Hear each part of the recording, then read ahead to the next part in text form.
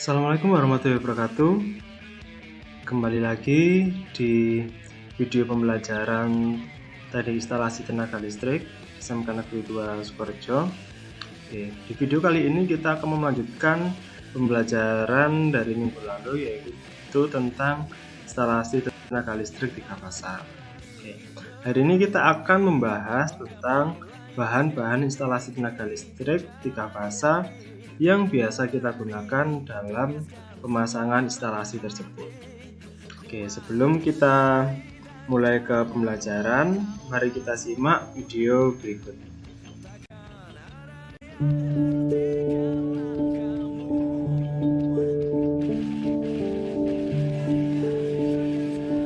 Saya tidak pernah tidak bekerja loh. Kalau orang pernah tanya sama saya, Pak Abi, kok bisa begitu? Mentalitas apa itu? Saya mentalitas sepeda. Kalau Anda naik sepeda, Anda berhenti, Anda jatuh. Jadi kalau saya berhenti bekerja, saya mati. Umur 80. Kalau ditanya Habibie umur berapa? 90 kurang 10. Tapi jiwanya 17 tahun. Tidak ada bedanya. Saya umur 80 tahun. Kenapa? Karena alasan-alasan tadi yang saya beri. Itu motivasinya. Yang penting motivasi deh. Semangat saya itu datang atas keyakinan dan kesadaran bahwa saya ini manusia, produk dari masyarakat di mana saya hidup. Karena saya dan keluarga saya dulu dan sekarang dan masa depan agar ada bagian terpadu dari masyarakat ini. Kalau masyarakat ini makmur, ya keluarga saya ikut makmur. Karena itu saya terus tidak mau berhenti. Saya bilang, tidak ada gunanya Anda IQ-nya tinggi, tapi pemalas. Tidak memiliki disiplin, forget it. Yang penting adalah Anda sehat, mau berkorban untuk masa depan yang lebih cerah. Dan Anda konsisten, bekerja keras, berdisiplin. Saya bersyukur. Sejak saya lahir sampai sekarang, saya mampu membuat sinergi positif antara elemen agama, budaya, dan pengertian ilmu pengetahuan dan teknologi. Saya bersyukur bisa menyelesaikan semua masalah-masalah yang saya hadapi. Masalah dengan halal. Dan terasa orang sekitarnya ikut menikmatinya. Itu filsafat yang diberikan oleh ayah saya. Jadilah mata air yang jernih, yang memberikan kehidupan kepada sekitarmu.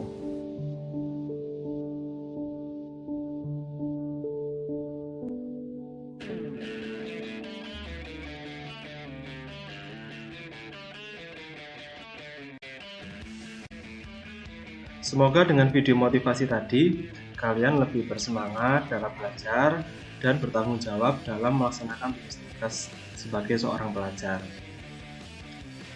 Tujuan dari pembelajaran ini adalah harapannya kalian dapat memahami bahan instalasi listrik 3 fasa, kemudian menentukan bahan instalasi listrik 3 fasa secara mandiri, kemudian kalian bisa menghitung jumlah bahan instalasi listrik 3 fasa dengan teliti, dan dapat menerapkan dalam pembuatan pada instalasi listrik 3 fasa dengan mengembangkan nilai karakter, yaitu dengan kreatif, mandiri, santun, teliti, dan penuh dengan tanggung jawab. Dalam menentukan bahan instalasi tenaga listrik 3 fasa, ada beberapa hal yang perlu kita perhatikan. Yang pertama, perlengkapan yang digunakan. Jadi kita harus mengetahui perlengkapan apa aja yang akan kita gunakan, mulai dari perlengkapan atau bahan utama dan juga perlengkapan atau bahan pendukung. Yang kedua, jenis bahan dan tipe harus disesuaikan dengan karakteristik, sifat, dan kondisi tempat pemasangan. Jadi dalam memilih jenis bahan dan tipe, kita harus tahu dulu bahan tersebut akan kita gunakan di kondisi seperti apa. Misal dalam memilih stop kontak, kita memilih stop kontak yang tertutup atau yang terbuka. Itu kita sesuaikan dengan kondisi tempat pemasangannya. mau dipasang di posisi rendah di bawah 1,5 meter, atau dipasang di atas, atau dipasang di luar ruangan outdoor, atau dipasang di dalam ruangan. Jadi kita harus menyesuaikan karakteristik sama sifat dari tempat pemasangan tersebut. Oke, kemudian yang ketiga, kita harus mempertimbangkan arus, tegangan, dan juga daya.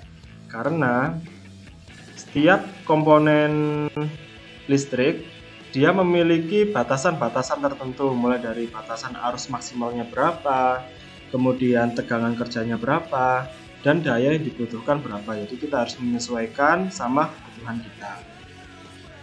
Dan terakhir adalah bahan harus memiliki syarat keandalan, yang artinya dia dapat berfungsi sesuai dengan fungsinya. Misal berfungsi sebagai pengaman, berarti dia harus bisa mengamankan instalasi yang akan kita pasang.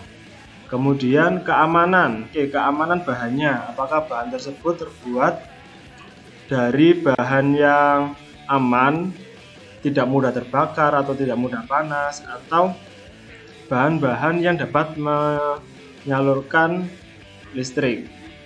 Kemudian yang terakhir adalah kontinuitas. Jadi bahan tersebut harus bisa bekerja secara terus-menerus atau kontinu.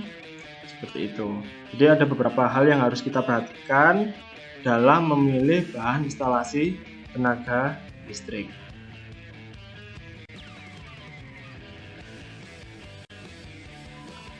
Bahan instalasi yang pertama adalah penghantar. Penghantar atau yang sering kita sebut dengan kabel, ini merupakan sarana untuk menyalurkan tenaga listrik. Biasanya terbuat dari tembaga atau aluminium. Penghantar atau kabel harus memiliki syarat standar dan layak digunakan demi keamanan dalam pelaksanaannya. Ukuran penghantar dinyatakan dengan luas penampang inti penghantarnya yang dinyatakan dalam satuan milimeter persegi. Jadi penghantar ini jenisnya ada banyak sekali. Kemudian ukurannya pun juga bermacam-macam yang dinyatakan dalam satuan milimeter persegi. Pelindung penghantar. Sering sekali pada saat kita mengerjakan instalasi listrik menggunakan pipa instalasi atau pelindung penghantar. Fungsi pipa digunakan untuk melindungi pemasangan penghantar kawat. Dengan pemasangan pipa akan diperoleh pemasangan instalasi yang baik dan rapi serta lebih aman. Ada beberapa macam pipa yang digunakan. Pertama ada pipa PVC atau pipa yang terbuat dari bahan atom atau PVC. Kemudian ada pipa union, yaitu pipa yang terbuat dari bahan besi. Kemudian ada pipa fleksibel, yaitu pipa yang terbuat dari bahan yang mudah dibentuk atau lentur. Kemudian ada klem atau sengkang untuk memasang pipa pada papan instalasi atau pada dinding. Kemudian ada tool atau sambungan pipa, dan ada shock atau penyambung pipa.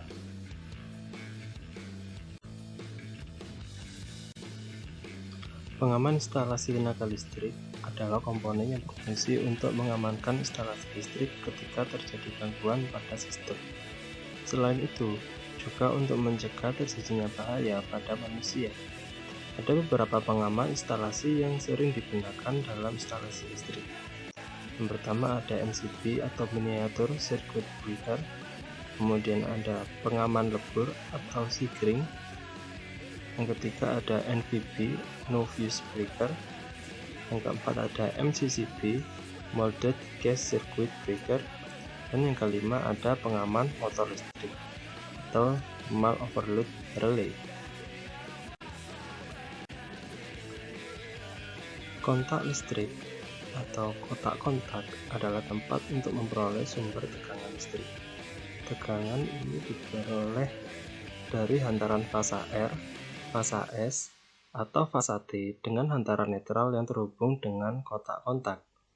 Kotak kontak terdiri dari KKP atau kontak-kontak biasa yang digunakan sewaktu-waktu untuk beban listrik yang tidak tetap, dan KKK, kotak kontak khusus yang digunakan secara permanen bagi suatu peralatan listrik tertentu. Selain beberapa bahan instalasi listrik tadi, masih banyak sekali bahan instalasi listrik yang perlu kita pelajari pada pertemuan-pertemuan berikutnya. Berikut adalah video di mana seorang instalator listrik sedang merencanakan kebutuhan bahan apa saja yang dibutuhkan dalam melaksanakan instalasi listrik. Silahkan simak video berikut.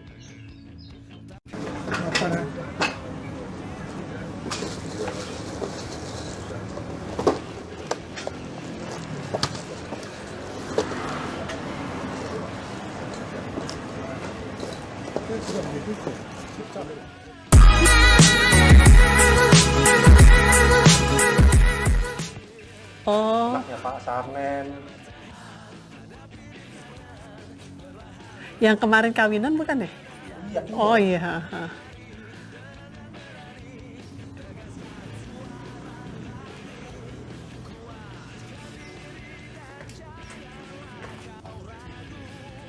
Sabar dong nih, tek ini buat daerah satu, ruang tamu satu, buat lampu satu, ya, yang dua tuh, sabar, satu buat daerah lampu tiang mana ini lampunya pola, belum tahu dong, belum punya bayangan, nanti Nggak mana tahu kalau misalnya sini mau ada penambahan lampu laser empat, nanti ada.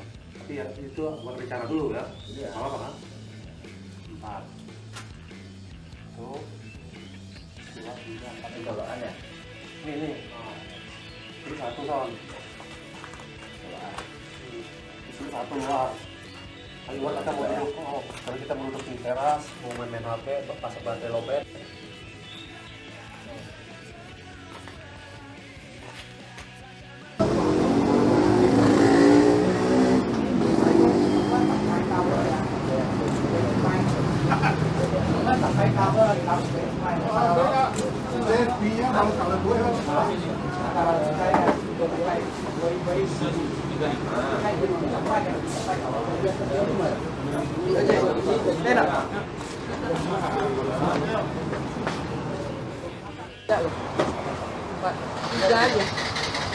nah ini bedanya satu lagi nah ini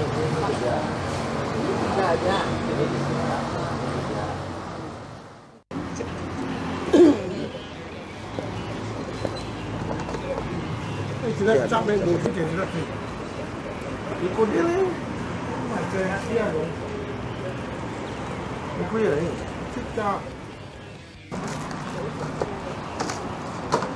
Itu presto ya, bukan LCD kok.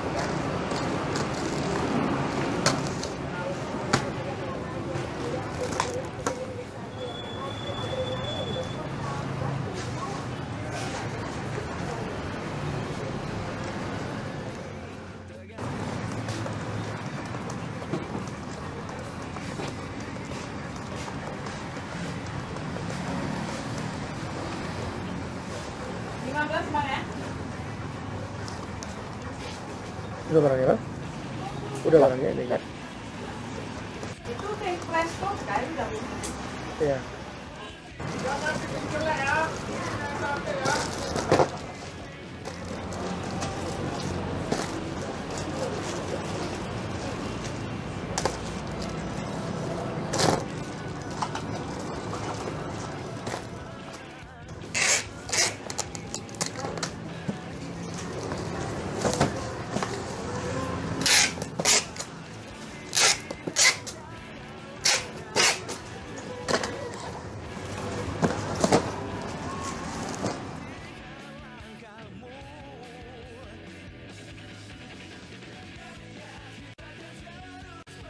Setelah mempelajari materi tentang bahan instalasi tenaga listrik, berikut ada soal latihan yang harus kalian kerjakan, supaya kalian bisa lebih memahami tentang bahan-bahan dari instalasi tenaga listrik yang telah kalian pelajari.